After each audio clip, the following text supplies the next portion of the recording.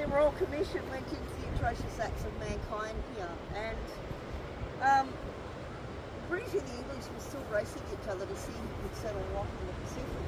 You have Queen Victoria sitting over on her throne. You can't blame a child for their father's wrongs.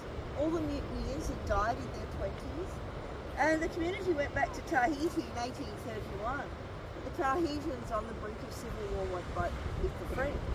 And by the 1850s, of course, the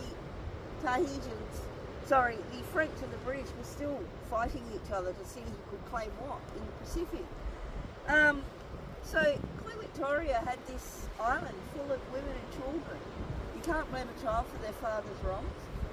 It was the perfect opportunity for her to relocate them and bring them all the way 4,000 miles exactly across the other side of the Pacific and settle them here on Norfolk Island.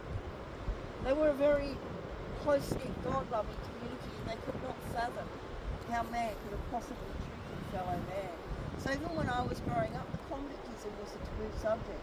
When I wanted to study as a historian, my mother says to me, she was in her 80s by then, just turned 80, and she said to me, "Oh, why do you want to always bring up the past?" But Phoebe Cleveland was a young child.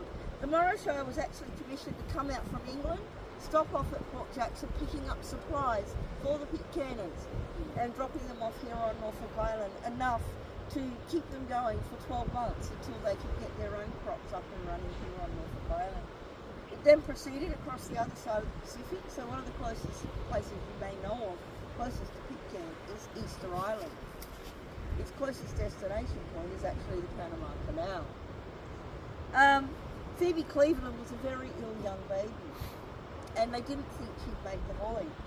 So they actually brought with them a little coffin in case she died, and they had to bury her at sea. And she did make the voyage, but she was first death in Pitcairn Island, was dying just a month after arriving here.